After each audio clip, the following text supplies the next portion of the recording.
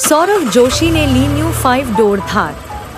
एक दिन जब पीयूष अपने स्कूल से वापस घर आ रहा था, घर आते समय पीयूष को रास्ते में एक आइसक्रीम वाली गाड़ी दिखती है। आइसक्रीम वाली गाड़ी दिखते ही वह उसके पास चला जाता है और वहां जाकर आइसक्रीम वाले भैया से कहता है, आइसक्रीम वाले भैया मुझे एक आइसक्रीम देना। फिर आइसक्रीम वाले भैया पीयूष को एक आइसक्रीम देते हैं, लेकिन जैसे ही वह आइसक्रीम खाता है तो वह वहीं पर बेहोश हो जाता है। पीयूष के बेहोश होते ही आइसक्रीम वाले भैया उसे अपनी गाड़ी में डालकर कहीं पर ले जाते हैं, लेकिन दूसरी तरफ पीयूष की फैमिली पीयूष का घर पर वेट कर रही होती है। पीयूष का वेट करते करते घर पर कुणाली सौरव से कहता है, सौरव दा पीयूष अभी तक स्कूल से वापस घर क्यों नहीं आया? कुणाली के प्रश्न का जवाब देते हुए सौरव कहता है, कुणाली शायद पीयूष की क्लास आज लेट खत्म हुई होगी, इसी कारण वो घर आने में लेट हो गया होगा। थोड़ी देर तक पीयूष का वेट करने के बाद भी पीयूष का कुछ भी पता नहीं चलता। फिर कुणाली अपने घर का टीवी ऑन करता है, लेकिन टीवी पर सिर्फ एक ही न्यूज चल रही थी। हमारे शहर में घूम रहा है एक आइसक्रीम वाला चोर, जो कि पहले बच्चों को अपने पास बुलाता है, फिर उनको अपनी आइसक्रीम वाली गाड़ी में डालकर दूर किसी ऊंचे पहाड़ पर ले जाता है। पहाड़ ऊंचा होने के कारण पुलिस की गाड़ी भी उस पहाड़ पर नहीं जा पा रही है। ये न्यूज सुनने के बाद सौरव जोशी और उसकी फैमिली डर जाती है। फिर पीयूष की बड़ी मम्मी रोते रोते सौरव दा से कहती है, सौरव बेटा, मुझे लगता है यही आइसक्रीम वाला चोर हमारे पीयूष को अपने साथ लेकर गया है।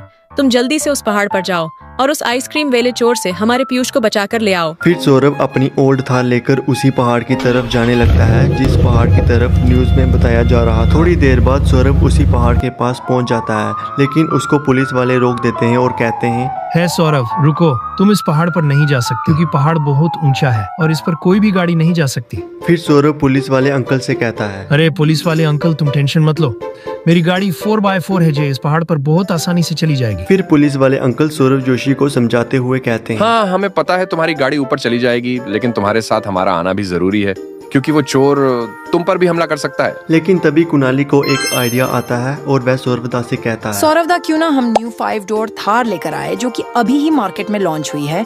उसमें स्पेस ज्यादा होने के कारण पुलिस वाले अंकल भी उसमें बैठ सकते हैं। ये आइडिया सौरव दा को पसंद आता है। फिर सौरव दा न्यू थार परचेज करने के लिए चला जाता है। न्यू थार लेने के बाद वह सीधा उसी जगह पर आता है जिस जगह पर पुलिस वालों ने उनको रोका था। वहाँ पर पहुँचने के बाद सौरव पुलिस वाले अंकल से कहता है, पुलिस वाले अंकल, अब तुम हमारी गाड़ी में बैठ सकते हो क्योंकि अब हमने न्यू 5 डोर थार लेकर आए हैं।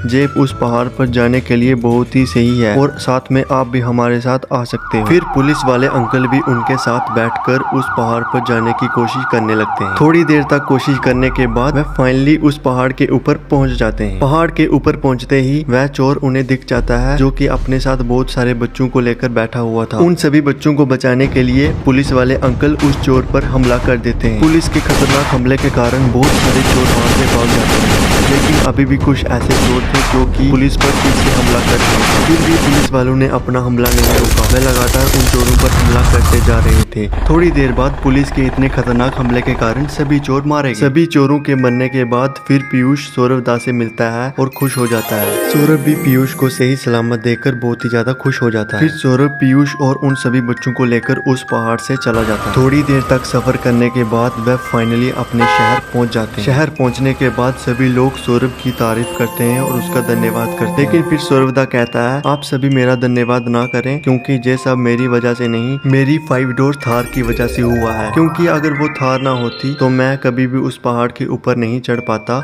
और ना ही इन सभी बच्चों को बचा पाता।